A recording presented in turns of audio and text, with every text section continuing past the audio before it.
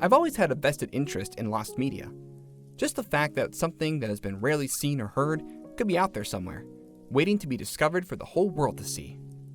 So, let's take a look at some of my favorite pieces of lost media. Most of these entries come from the Lost Media Wiki, so link in the description. And as a disclaimer, I will not be adding anything that seems like it originated from a creepypasta or anything that's NSFW related. Without further ado, here are 10 of my favorite pieces of lost media.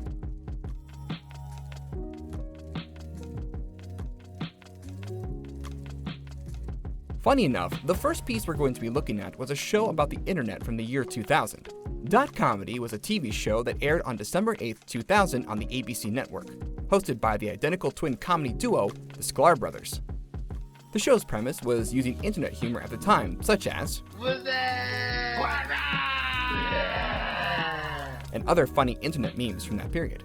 One of the most well-known clips from the show comes from a segment where American broadcaster and newspaper columnist Katie Puckrick goes to a computer expo to sell fake computer products, such as a rear-view mirror for the monitor, a mouse/roll-on deodorant, and a keyboard doubling as a back massager, as a way to see how easily expo goers can be duped into believing such stuff exists.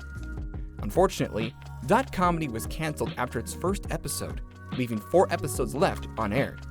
The reason being was its low viewership, as well as the concept itself. It seems like the concept was a bit too ahead of its time, since the internet was still relatively new.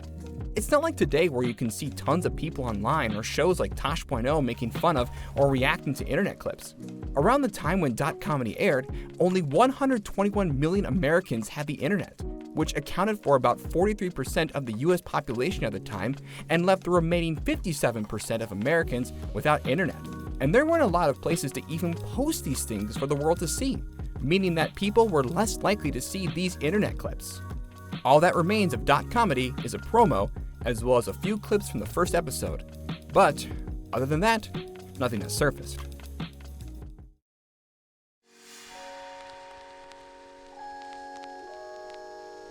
James Rolfe is an internet personality most well known for creating the Angry Video Game Nerd web series.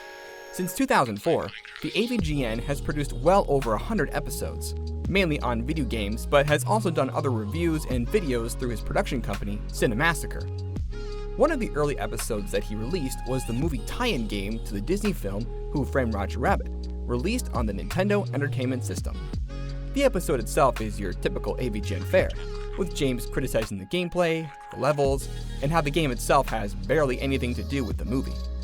While the episode seems fine enough, there was apparently supposed to be an ending rant where the nerd would be saying what he would rather be doing than playing the game, but due to a technical error, the bit was cut. This was confirmed by his friend and former assistant, Mike Matei. However, Lost Media Wiki user, Ben Rodison, contacted James about this, and James responded with this. From what I remember, there was an ad-lib segment, but the microphone was switched off, so we messed up, and there was no sound recorded. So the audio never existed. Afterwards, the tape was wiped clean. Back then, in those days, I was recording on mini DV, and many times, if I saw no use for the footage, I would record over, with the next episode, to save tape. It's not like today where you can just keep unused footage in an external hard drive. Space is of the essence, and sometimes it's better to just wipe the tape clean. But, as a consequence, it seems unlikely that we'll never get to see this deleted scene.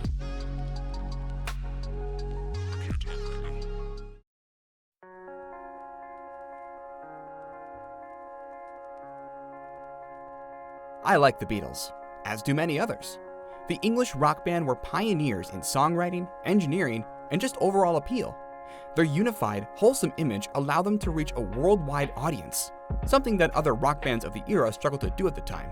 But enough about me gushing about the band, because we're going to be talking about their sound piece, the Carnival of Light. This was a rather interesting song for them to perform, and the history behind it was somewhat interesting. After painting a psychedelic design on Paul McCartney's piano, English artist David Vaughan asked the Beatle if he would like to contribute a piece to the Million Volt Light and Sound Rave, an exhibition dedicated to avant-garde and experimental art forms that was showcased on January 28th and February 4th, 1967. Paul agreed, and the Beatles set to work on creating Carnival of Light. According to the book The Complete Beatles Recording Sessions, written by Mark Lewison, the piece is a 4-track tape consisting of distorted hypnotic drum and organ sounds, a distorted lead guitar, the sounds of a church organ, various effects, water gargling was one, and voices. Perhaps most intimidating of all, John and Paul screaming dementedly and bawling aloud random phrases like, "Are you alright?" and "Barcelona!" And finally, various indescribable sound effects with heaps of echo and manic tambourine. Since its premiere, it hasn't been heard since and hasn't been seen on a bootleg or official release.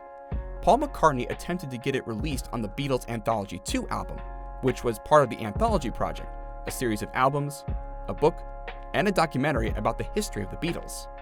However, it was vetoed due to the fact that it never really was a Beatles song to begin with. McCartney, however, has campaigned for its public release, but in all honesty, would you want to hear an avant-garde song from the Beatles? Would you want to hear a song that's so out there and experimental from a band who's known for such timeless hits as Ticket to Ride, Let It Be, and Sgt. Pepper's Lonely Hearts Club Band? Frankly, even if it was released, I don't think a lot of Beatles fans would like it, considering that no one thinks about avant-garde music when they think about the Beatles.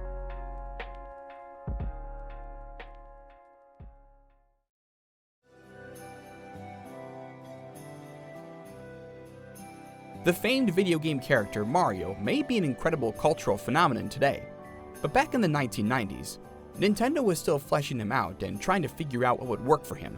This included dozens of video games featuring him that did not appear on Nintendo consoles, but did get Nintendo's blessing.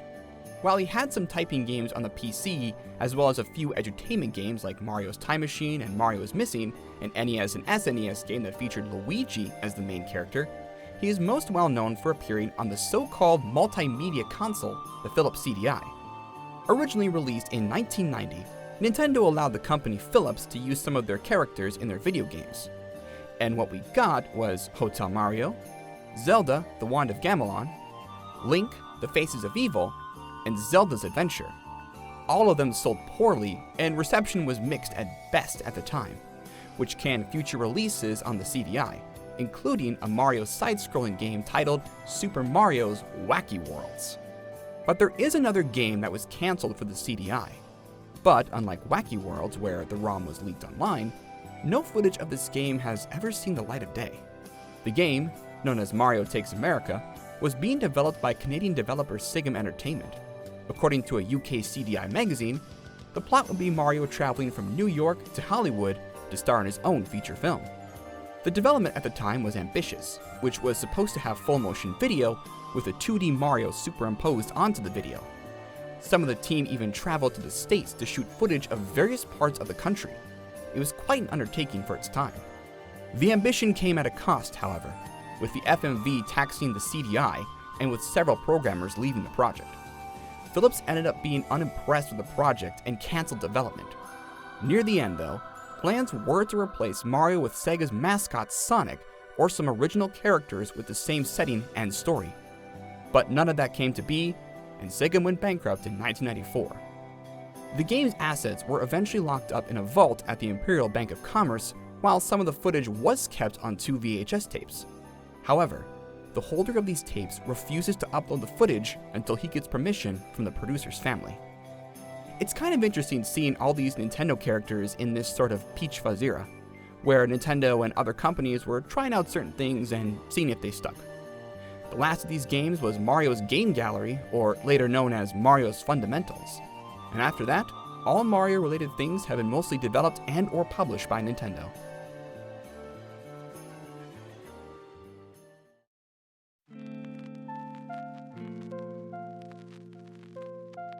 Ninja Sex Party is a comedy duo featuring Daniel Avedon and Brian Wecht, known as Danny Sexbang and Ninja Brian respectively.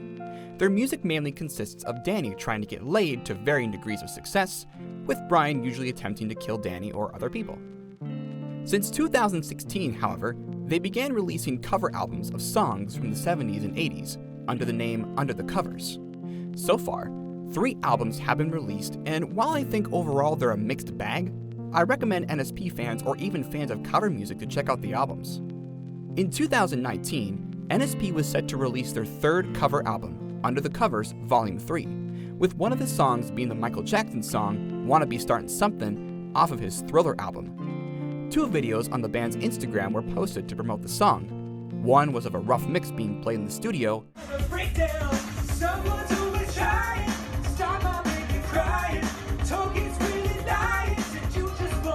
and another featuring the Era Queens, a female singing trio that contributed background vocals to some of the tracks in the album.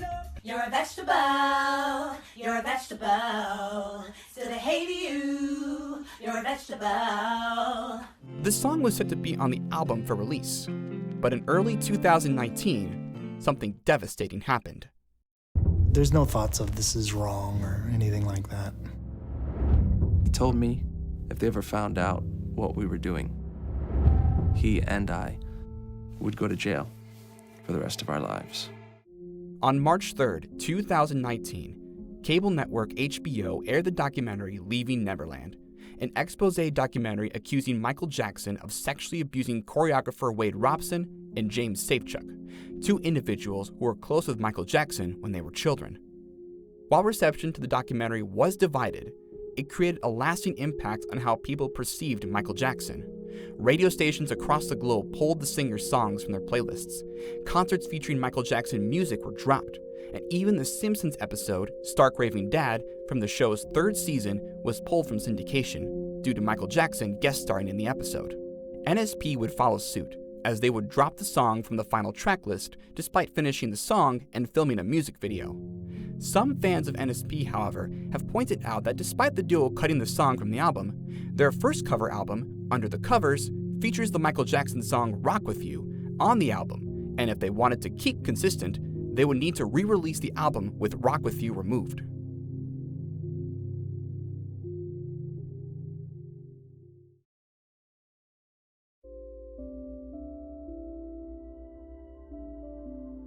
We all know Peanuts, the comic strip by Charles Schulz that ran from 1950 to 2000 and was heavily influential to other comic strip artists and became a global phenomenon.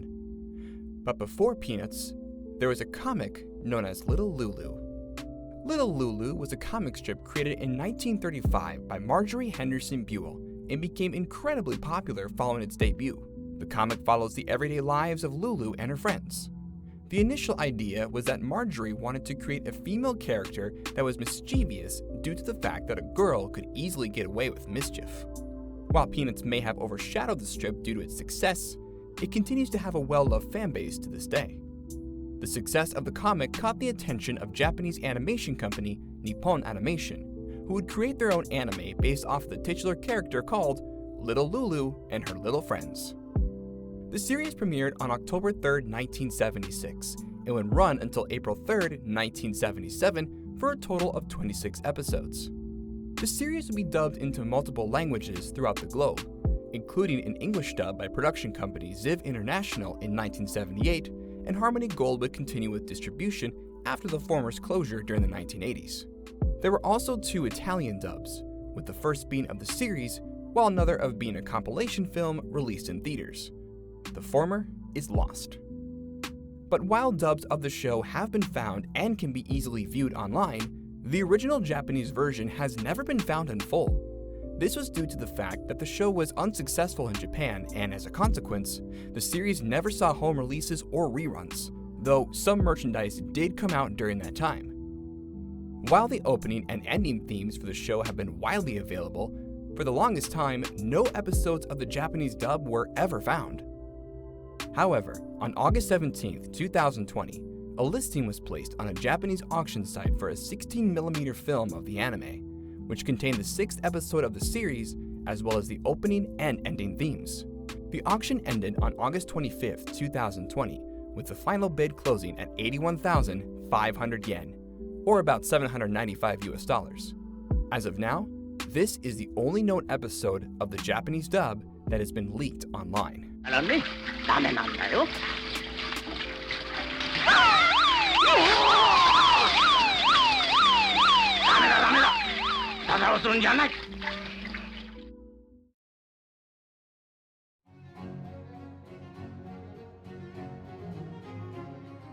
We go from one global phenomenon to another, as we're now talking about The Wizard of Oz. Originally published in 1900 by author L. Frank Baum as The Wonderful Wizard of Oz, the book follows Dorothy Gale as she's whisked away from her farm in Kansas and brought to the land of Oz. The success of the novel has brought on many adaptations, including movies, musicals, and more. But most people are familiar with the 1939 movie starring Judy Garland as Dorothy. Despite this, there were other adaptations of the novel before the 1939 movie, such as a few silent films, as well as a stage musical in 1902, which is the earliest adaptation of the novel that I could find. However, the earliest film adaptation came in 1908 with L. Frank Baum's own The Fairylogues and Radio-Plays. This movie was an ambitious undertaking for its time and known for its technical achievements. The movie included live action, narration, paper lantern slides, and film, which were really colorized slides of the narration. What's also notable is that this was the first film to use a musical score, as opposed to the 1915 film The Birth of a Nation, which most people point out as the first film to use a film score. While the movie was critically acclaimed, it was a financial failure. The tech that was used in the movie was expensive, and even bumping up ticket prices failed to recoup any finances or turn a profit. This left L. Frank Baum bankrupt, though he continued to write novels until his death in 1919. While the film was shown again in the 1920s, the Baum estate stopped showing the film due to the deteriorating quality, and it's unknown if any copies exist to this day. Keep in mind that unlike today where there are tons of film preservation efforts, films at the time were not taken as seriously and preservation was almost next to nothing. The material used in film strips at the time could deteriorate quickly, even spontaneously combust. Fairylogues was no exception. While there was a brief resurgence in the 1980s, there was still little information about L. Frank Baum's non-literary masterpiece.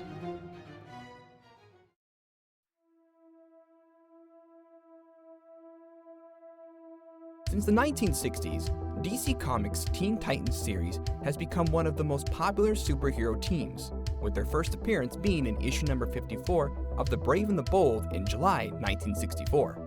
Since then, multiple iterations of the team have shown up in comics and in TV shows, and the ones that most people remember is the Teen Titans cartoon from the early 2000s and the current Teen Titans Go. However, animation company Hanna Barbera, most well known for Tom and Jerry, the Flintstones, Scooby-Doo, and other cartoons, attempted to pitch a Teen Titans show to DC based off of the new Teen Titans comic, which was running in the 1980s. This would have been the first time a standalone Teen Titans cartoon would have been broadcast. Unfortunately, DC rejected the pitch. Even though DC rejected the pitch, they did commission Hanna Barbera to create an anti-drug PSA. This isn't the first time that DC made PSAs about drugs. There were also Superman PSAs about not smoking, which was done with the Health Education Council in the UK.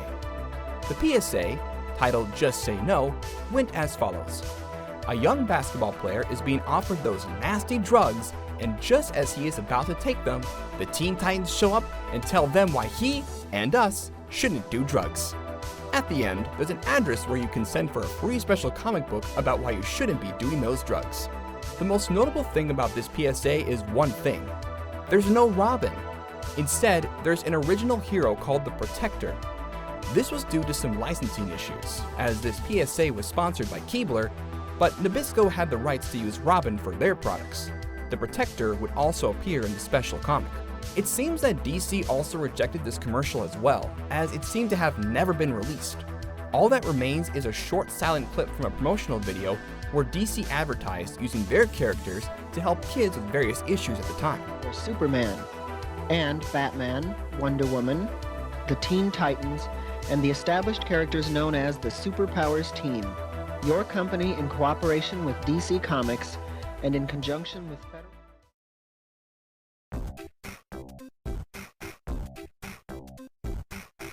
Ever wanted a really lousy premise for a TV sitcom? How about making it about one of the world's worst dictators?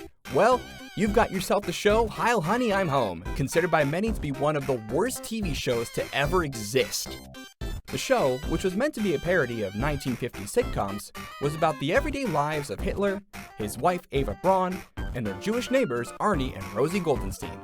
The first episode premiered on the Galaxy Network in the UK on September 30th, 1990. And that was it. The show was lambasted by pretty much everyone, with many people criticizing the show's premise as well as making references to horrendous events and playing it off for laughs. It also was just an unfunny show to begin with, and as such, the show was cancelled after 1 episode. 7 more episodes were meant to be aired, but because of the show's cancellation, none of them did.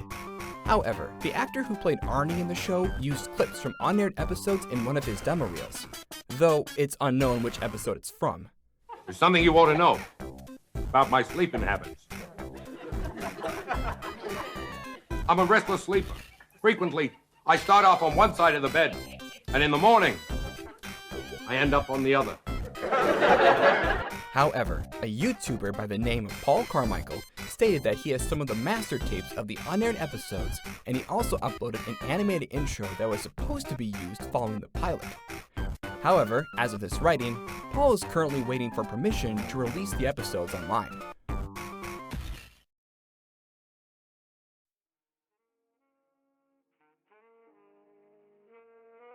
It's The Great Pumpkin, Charlie Brown is the Halloween special based off of Charles Schulz's Peanuts, which was mentioned earlier in this video. The special premiered on October 27, 1966, and it continues to be broadcast to this day, as well as several home media releases. But, unlike previous specials like A Charlie Brown Christmas, which had the soundtrack released, as well as other specials and movies, this special's soundtrack was never released. That is, until October 5th, 2018, where a record company called Kraft Recordings announced that they were releasing the Great Pumpkin OST for the very first time. Many fans were excited about this release, as the soundtrack was never released up to this point. But when fans got their hands on the soundtrack, it was a different story.